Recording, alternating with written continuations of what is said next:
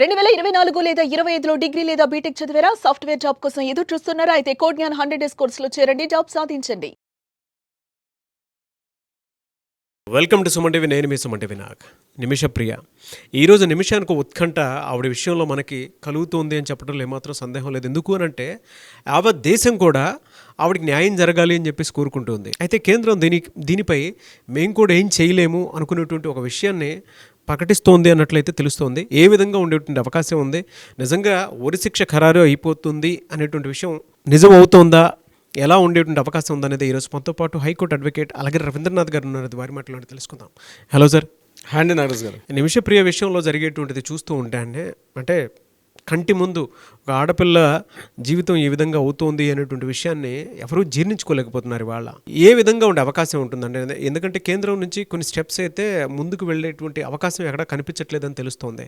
ఎలా ఉంటుందంటారు అసలు? కేంద్రం నిన్న సోమవారం నాడు జరిగినటువంటి అక్కడ మన సుప్రీంకోర్టులో నిన్న వాళ్ళు ఒక పిటిషన్ ఫైల్ చేసినప్పుడు సుప్రీంకోర్టు క్లియర్గా కేంద్రాన్ని పిలిచి అడిగింది. ఈ ప్రయత్నాలు ముఖ్యంగా నిమిషప్రియని రక్షించే ప్రయత్నాలు ఎంతవరకు వచ్చాయని చెప్పినప్పుడు సుప్రీంకోర్టుకి కేంద్రం సమాధానం చెప్తూ వెంకటరమణ అని చెప్పి అటార్నీ జనరల్ ఆవిడ మాట్లాడుతూ ఒక స్టేట్మెంట్ ఇచ్చారు. అంటే ఎంతవరకు ప్రయత్నాలు చేయాలో అన్ని ప్రయత్నాలు మేము పూర్తిగా చేసేసాం, కానీ యమన్ యొక్క ఆ దేశం యొక్క పరిస్థితులు మిగిలిన దేశాలతో కాస్త విభిన్నంగా ఉంటాయి.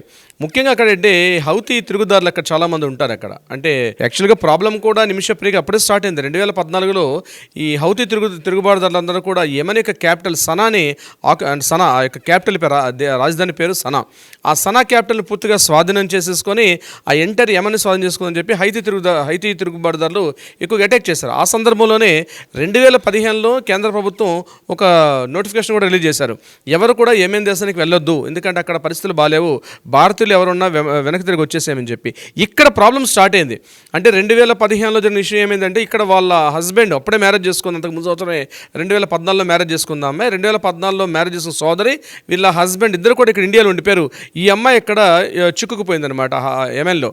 తర్వాత ఆమె అక్కడ అంటే 2007లో వెళ్ళింది ఈ అమ్మాయి. కానీ ఎప్పుడైతే ఈ తిరుగుబాటుదారులు అక్కడ చేయడం జరిగిందో భారతదేశానికి ఈ హైతీ తిరుగుబాటుదారులు ఎవరైతే ఉన్నారో వాళ్ళకి మధ్య సత్సంబంధాలు మాకు సరిగ్గా లేవు, కాబట్టి మేము చాలా వరకు ప్రయత్నాలు చేసి మేము ఇంకో ప్రత్యేకంగా ఏం చేసేది ఏమీ లేదని చెప్పి నిన్న సుప్రీంకోర్టులో అటార్నీ జనరల్ మాట్లాడిన తర్వాత ఇక నిమిషప్రియ యొక్క భవిష్యత్తు మాత్రం ప్రశ్నార్థకంగా మారిందనే మనం చెప్పుకోవచ్చు నాగరాజ్ గారు. అయితే ఎక్కడో మినుకుమనే చీకట్లో ఒక పూర్తి చీకట్లో మినుకుమినిచ్చిన ఆశ ఏంటంటే నిన్న కేరళ ప్రభుత్వం ఉన్నటువంటి అక్కడ వాళ్ళ ముస్లిం కమ్యూనిటీలో ఉన్నటువంటి కేరళలో ప్రధాన రాజకీయ పార్టీలో ఒక ముస్లిం నాయకుడైనటువంటి ఆయన పేరు యాక్చువల్గా కాంతాపురం ఏపీ అబూకర్ ముస్లిం అని చెప్పి అతను ఆ కేరళలో ఒక మంచి ప్రామినెంట్ లీడర్. ఇతనికి యాక్చువల్గా సున్నీ లీడర్ అయినప్పటికీ కూడా యెమెన్లో సూఫీ సంప్రదాయాలు ఎక్కువగా ఉంటాయి.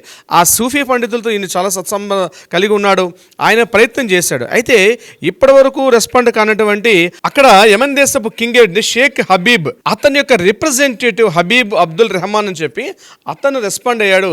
అతను ఒక మీటింగ్ కూడా నిన్న పెట్టడం జరిగింది. నిన్న సోమవారం సాయంత్రం అతనితో మీటింగ్లు జరిగాయి. ఇక్కడ నుంచి కాంతాపురం ఏపీ ముస్లిం అన్నటువంటి ఈ అబూకర్ వీళ్ళు అతను కలిసి కొన్ని రిలేషన్స్ మాట్లాడుకున్నారు. ముఖ్యంగా ఏదైతే నేను మనం మాట్లాడుకున్న కొన్ని వీడియోలో కూడా చేసాం. అక్కడ ఈ రక్త పరిహారం అంటారు, అంటే అక్కడ రెడ్ మనీ అంటారు, అంటే బ్లడ్ మనీ అంటారు. ఈ బ్లడ్ మనీ లేకుండా ఎటువంటి కాంపెన్సేషన్ ఇవ్వకుండా ఆమెని అంటే నిమిషప్రియని అక్కడ యొక్క సెంట్రల్ జైలు సనాలో ఉన్నటువంటి సెంట్రల్ జైలు కోర్టులో ఆమె ఇప్పుడు ఆల్రెడీ 2018 నుంచి కూడా ఆమె జైల్లో ఉంది.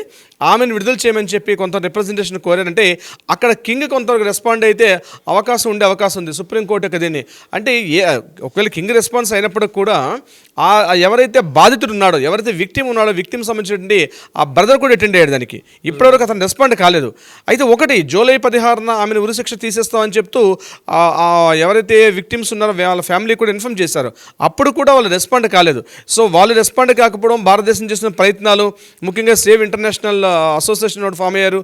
వీళ్ళందరి నుంచి కూడా అక్కడ నుంచి ఆ శామ్యుల్ పీటర్సన్ ఆయన అతను కూడా తీవ్రంగా ప్రయత్నాలు చేస్తున్నాడు వీళ్ళందరికీ కూడా ఆమెను ఏ రకంగా రక్షిద్దామని చెప్పేసి. బట్ ఏ ప్రయత్నాలు కూడా ఎక్కడ సఫలీకృతం కాకుండా ఇబ్బంది వచ్చింది. బట్ నిన్నొక ఆశలో చిరుదీపం ఏంటంటే ఈ ఎవరైతే కాంతాపురం ఏపీ ముస్లిం అబ్దుల్ అన్నట్టు అతను రెస్పాండ్ అయ్యి మేము కొంతవరకు ప్రయత్నాలు చేస్తామని చెప్పారు. ఆమెకి ఈరోజు 24 గంటలే చివరి రోజు.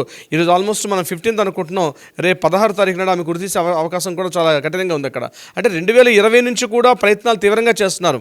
ఆల్మోస్ట్ 4.5 years అయిపోయింది, కానీ ఎక్కడా ప్రయత్నాలు ముందుకు వెళ్ళలేదు. మెయిన్ ఏంటంటే యెమెన్ మీద అక్కడ ఉన్నటువంటి ఈజిప్ట్ హైతీ తిరుగుబాట్లు అటాక్ చేసి ఆ దేశాన్ని స్వాధీనం చేసుకుందాం అని చెప్పి మనకి ఇప్పుడు ఎలా అయితే భారత్ పాకిస్తాన్ మొన్న ఎలా జరిగిందో ఇంచుమించుగా మళ్ళంత అంతర్యుద్ధాలు కాదు కానీ అక్కడ డైరెక్ట్గా దగ్గరగా ఉంటాయి వాళ్ళు. ఇమీడియట్గా హైతీ తిరుగుబాటుదారులు అక్కడ పూర్తిగా ఆక్యుపై చేసుకుని కూర్చున్నారు యెమెన్లో. కాబట్టి ఇంకా ప్రయత్నాలు అయితే ఇంకా లాస్ట్ చిట్ట చివరి ఆశ ఇతను ఏమైనా ప్రయత్నాలు చేసి రక్షించుకోగలిగితే ఆమె ప్రాణం దక్కుతుంది. లేని ఫలితాల్లో రేపు 16 తారీఖు ఎట్టి పరిస్థితుల్లో ఆమె ఉరి తీయడానికి సిద్ధమైపోయారు. ఇక చిట్ట చివరి ప్రయత్నాలు అంటే మెడికల్ టెస్టులు ఏ ఉంటాయి, వాళ్ళ ఫార్మాలిటీస్ అని ఉంటాయి, వాటిని కూడా ప్రిపేర్ చేసేస్తున్నట్టుగా మనకు వార్తలు అయితే వస్తున్నాయి. బట్ ఏదేమంటే కూడా న్యూస్లో రేపు మార్నింగ్ ఉరి తీసేస్తారనే న్యూస్ బహుశా వినవచ్చేమో అన్నట్టుగా కూడా కనిపిస్తుంది. అలా జరగకూడదనే మనం అయితే కోరుకుందాం. ఎందుకంటే అక్కడ గవర్నమెంట్ చాలా సంక్లిష్టంగా ఉంది.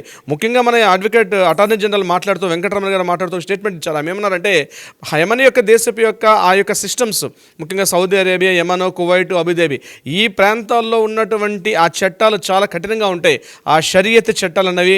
కాబట్టి మనం ఎంత ప్రయత్నం చేసినా ఆ దేశానికి మనకి సంబంధం అంటే అంబాసిడర్గా రాయబార కార్యాల నుంచి మనం చేస్తున్నాం కానీ పెద్దగా ఫలితాలు వచ్చేటట్టుగా లేదు. బట్ ఈ చిట్టు చివరిగా సున్నీలు సుఫీ మతస్థులు ఆ పండితులు కూర్చొని మాట్లాడితే ఆమె యొక్క చిట్టు చివరి ఆప్షన్ తప్పించి భారతదేశం ఇందులో పెద్దగా మేము చేయగలిగేది ఏమీ లేదని చెప్పి దేశం అయితే చేతులెత్తేసిన పరిస్థితి ఉంది. బహుశా నాకు తెలిసి ఈరోజు సాయంత్రం కాలం మనకు ఒక క్లారిటీ వచ్చే అవకాశం ఉంది. ఏదైనా అప్డేట్ ఉంటే తప్పనిసరిగా మనం చేద్దాం నాగరాజ్ గారు. నిజంగా ఇవాళ దేశం మొత్తం కూడా సోషల్ మీడియాలో ట్రెండ్ అవుతుందని ఒక ఉత్కంఠ నెలకొంది. మనిషి ప్రాణం దట్టు డిఫెన్స్ కోసం అని చెప్పేసి ఇంకొక మనిషిని తను చంపింది అనేటువంటి విషయం తెలిసి ఒకటి నాగరాజ్ గారు, మనిషి ప్రాణం ఇంపార్టెంట్, మతం కన్నా మనిషి ప్రాణం ఇంపార్టెంట్. ఫస్ట్ ఇంపార్టెంట్ ఏ మత సారాంశాలకు వచ్చి నేను చెప్పే ప్రయత్నం చేయను కానీ ఏదైనా మనిషి అనేవాడు బతకాలి. మనిషి బ్రతికితేనే, మనిషి మనుగడ ఉంటేనే మతాలు అవి రాజ్యాలు వెళ్ళాలి. ఇప్పుడు ఈమె చేసేది మానవతా దృక్పథంతో తీసుకోవాలి.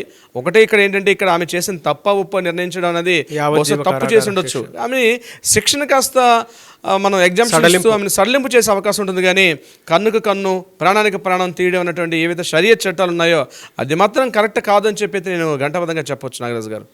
చూద్దామండి అంటే ఏ మేరకు ఉంటుంది ఏంటి అనేటువంటిది. ఎందుకంటే ప్రతి ఒక్కరూ కూడా కోరుకుంటూ ఉన్నారు ఒక ఆడపిల్లకి న్యాయం జరగాలి, చేసినటువంటి దానికి కొంత సడలింపు అయితే ఇస్తే బాగుంటుంది అనుకున్నటువంటిది. మన దేశం నుంచి కూడా కొన్ని ముమ్మర ప్రయత్నాలు గట్టిగానే జరిగాయని చెప్పేసి చెప్పాలి. అండ్ ఇందాక కేరళ నుంచి ఉన్నటువంటి ఒక ప్రముఖ వ్యక్తి, మీరు చెప్పినటువంటి ప్రముఖ వ్యక్తి, ముస్లిం నాయకులు, ఆయన కూడా ముమ్మర ప్రయత్నాలు చేస్తున్నట్లయితే చెప్పారు కదా. చూడాలి సార్ ఏ మేరకు ఉంటుంది అనేటువంటి దానికి. చూద్దాం ఆడియన్స్ కూడా ఏమనుకుంటున్నారు అనేది. Anyways thank you so much Alagiri Ravindranath garu. Thank you so much Nagaraj garu. Suman టీవీలో మీ పర్సనల్ అండ్ బిజినెస్ ప్రమోషన్స్ కోసం కింది నెంబర్కి కాంటాక్ట్ చేయండి.